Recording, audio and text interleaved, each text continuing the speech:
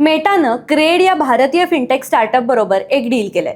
त्यानुसार मेटा क्रेडमध्ये सुमारे 8,550 कोटी रुपये इन्व्हेस्ट करते आणि त्याच्या बदल्यात क्रेडचे फाउंडर कुणाल शहा हे व्हॉट्सअपचे नवीन हेड म्हणून काम सांभाळतील. तर प्रश्न हा आहे की मेटासारखी अवाढव्य कंपनी क्रेड सारख्या भारतीय स्टार्टअपमध्ये एवढे पैसे का गुंतवते? पाहूया. मेटाचा युजर बेस प्रचंड मोठा आहे. त्यांच्याकडे फेसबुक, इंस्टाग्राम, व्हॉट्सअप हे जगातले 3 मोठे कन्झ्युमर प्लॅटफॉर्म्स आहेत. भारतातही या तिन्ही प्लॅटफॉर्मचे युजर्स मोठ्या प्रमाणात आहेत. यात व्हॉट्सअपचं स्वतःचं पेमेंट स्ट्रक्चर सुद्धा आहे, ज्याला आपण व्हॉट्सअप पे म्हणतो. आता मेटाकडे स्वतःची पेमेंट सिस्टीम असताना क्रेड सारख्या दुसऱ्या फिनटेक स्टार्टअपमध्ये मेटा का इन्व्हेस्ट करते? उत्तर सोपं आहे. मेटाकडे भारतात सर्वाधिक वापरली जाणारी मेसेजिंग ॲप्स आहेत, पण तरी मेटा भारताच्या पेमेंट मार्केटला डॉमिनेट करत नाही. खरं तर भारताच्या UPI प्रणालीवर बेट लावणाऱ्या पहिल्या काही टेक कंपन्यांपैकी एक मेटा होती. मेटाने 2018 मध्येच व्हॉट्सअप पे लॉन्च केलं. त्यांची अपेक्षा होती की भारताचं पॉप्युलर मेसेजिंग ॲप व्हॉट्सअप हे देशाचं पॉप्युलर पेमेंट ॲप सुद्धा बनेल, पण तसं काहीच घडलं नाही.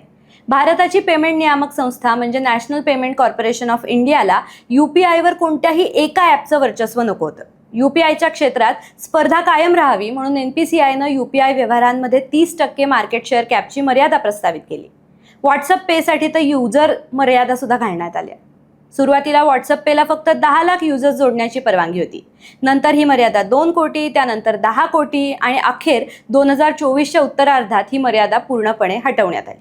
पण तोपर्यंत काय झालं तर UPI क्षेत्रातली शर्यत बरीच पुढे निघून गेली होती. पेमेंट प्रणालीतल्या इतर खेळाडूंनी बाजारात स्वतःची पकड मजबूत केली आणि याचा परिणाम म्हणजे व्हॉट्सअप पे मागे पडलं. गुगल पे, फोन पे हे भारतीयांच्या दैनंदिन जीवनाचा भाग झाले. किराणा मालाची खरेदी, कॅब बुक करणं, बिल भरण्यापासून रिचार्ज करण्यापर्यंत गुगल पे, फोन पे वापरलं जाऊ लागलं. प्रत्येक 5 ट्रान्झॅक्शनपैकी 4 ट्रान्झॅक्शन्स ही गुगल पे किंवा फोन पेवरनं केलेली असतात. पण जून 2025 पर्यंत व्हॉट्सअप पेचा भारतातला एकूण UPI व्यवहारांमधला वाटा फक्त 0.4%पेक्षाही कमी. आणि हेच मेटाचं दुखणं आहे.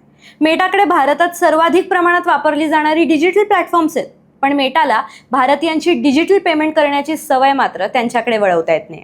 पण आता लगेच पुढचा प्रश्न येतो, मेटाला स्वतःची पेमेंट प्रणाली का हवी आहे? त्यांना काय इस्टॅब्लिश व्हायचं आहे? कारण जर लोक तुमचं प्लॅटफॉर्म पेमेंट करण्यासाठी प्रेफर करत असतील तर ते तुमच्याकडनं पैसे उधार घेण्याचे, गुंतवणूक करण्याचे किंवा पैसे मॅनेज करण्याचे चान्सेस जास्त असतात. म्हणजे उदाहरणार्थ, तुम्ही गुगल पेवरनं पेमेंट केलं, तुम्हाला काहीतरी रिवॉर्ड मिळाला, तुम्ही तो क्लेम केला, कूपन कोड मिळाला आणि तुम्ही लिंकवर जाऊन वेबसाईटवर खरेदीसुद्धा केली. आणि हे सगळं एका पेमेंट ॲपमधनं झालं. याला म्हणतात एम्बेडेड फायनान्स. पेमेंट प्लॅटफॉर्म्स हे ट्रान्झॅक्शन झालं म्हणजे काम संपलं इतक्या मर्यादित स्वरूपात काम करत नाही, तर ते तुमच्याबरोबर फायनान्शियल रिलेशनशिप्स डेव्हलप करतात. आणि एकदा का तुमचा या पेमेंट ॲपवरती विश्वास बसला की ते तुम्हाला loan, insurance, investment, subscription, shopping असे ऑप्शन्स एकाच ठिकाणी द्यायला लागतात. कंपन्यांना फक्त ट्रान्झॅक्शन्स पुरती रिलेशन्स नको आहेत, त्यांना युजरबरोबर लॉंग टर्म रिलेशन्स हवी असतात आणि म्हणूनच मोठमोठ्या टेक कंपन्या या क्षेत्रात पाय रोवण्याचे प्रयत्न करत आहेत. गुगलने गुगल पे स्क्रॅचपासून सुरू केलं आणि आज ते देशातल्या पहिल्या 2 UPI ॲप्लिकेशन्सपैकी एक आहे. वॉलमार्टनं फ्लिपकार्टच्या डीलचा भाग म्हणून फोनपे घेतलं, जो की सिंगल लार्जेस्ट UPI प्लेअर आहे. ॲमेझॉनकडे स्वतःचा ॲमेझॉन पे आहे आणि इतकंच काय तर ॲपलसुद्धा स्वतःचा ॲपल पे लॉन्च करण्यासाठी बँकांबरोबर निगोशिएट करत आहे. पण यात मेटाकडे कन्झ्युमर्सचा मोठा बेस असून सुद्धा त्यांच्याकडे स्वतःची पेमेंट प्रणाली नाही आहे. भारतात आज महिन्याला जवळपास 1800 कोटी UPI ट्रान्झॅक्शन्स होतात आणि ही payment applications digital economy dominate करतात. पण मेटा मात्र यात स्वतःचे पाय अजून तरी रोवू शकत नाही. मग यावर मेटाने काय स्ट्रॅटेजी आखली? तर मेटा क्रेडमध्ये पैसे गुंतवत तर आहेच, पण या डीलचा भाग म्हणून क्रेडचे फाउंडर कुणाल शहा हे त्या बदल्यात व्हॉट्सअपसाठी काम करणार आहेत. आणि जर ही डील, मेटाचा हा प्रयोग यशस्वी झाला तर कुणाल शहा हे मेटाला त्यांची स्वतःची पेमेंट प्रणाली ताकदीनिशी भारतीयांपर्यंत पोहोचवायला मदत करताना दिसते.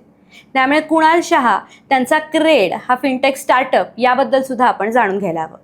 क्रेडचे भारतात जवळपास 1.8 कोटी युजर्स आहेत. हे सगळे हाय क्रेडिट स्कोअर असलेले ग्राहक आहेत. क्रेड हा ऑलरेडी ट्रस्टेड प्लॅटफॉर्म आहे, कारण क्रेड फक्त ज्यांचा क्रेडिट स्कोअर हा 7.50च्या पुढे आहे त्याच ग्राहकांना ॲक्सेप्ट करतो. त्यामुळे क्रेडचा ग्राहक हा हाय स्पेंडिंग आहे, जो UPI ट्रान्झॅक्शनसाठी, लोनसाठी किंवा इतर फायनान्शियल गरजांसाठी क्रेड वापरतो. हा प्रीमियम ग्राहक वर्ग आहे, जो प्रीमियम ब्रँड्स, इन्शुरन्स कंपन्या आणि बँकांना हवा असतो. आज क्रेडचे निम्मे ॲक्टिव्ह युजर्स हे क्रेडवरच्या किमान 3 सेवा किंवा प्रॉडक्ट्स वापरतात. फायनान्शियल इयर 2025 मध्ये क्रेडद्वारे 8.5 लाख कोटी रुपयांहून अधिक किमतीचे पेमेंट व्यवहार झाले. म्हणजे क्रेडने लोकांना एक सवय लावली आहे जी त्यांच्या आयुष्याचा भाग झाली आहे. आणि ही अशी सवय लावणं हेच अवघड काम असतं, कारण लोक सोशल मीडिया प्लॅटफॉर्म्स जितक्या झटपट बदलतात तितक्या झटपट पेमेंट प्लॅटफॉर्म्स बदलत नाहीत. एका पेमेंट प्लॅटफॉर्मशी लोक कम्फर्टेबल झाली की ते तेच प्रेफर करतात आणि म्हणूनच Google Pay, PhonePe, digital payment market dominate करतात. म्हणूनच मेटाला क्रेडमध्ये जास्त इंटरेस्ट आहे. 2025च्या आर्थिक वर्षात क्रेडने 2,735 कोटी रुपयांचा ऑपरेटिंग महसूल नोंदवला, तर त्याचा निव्वळ तोटा 1,457 कोटी रुपयांपर्यंत कमी झाला. म्हणजे कंपनी योग्य दिशेने वाटचाल करते, पण ती अजूनही तोट्यात चालणारी कंपनी आहे. त्यामुळे मेटाला यात गुंतवणूक करण्यात इंटरेस्ट आहे.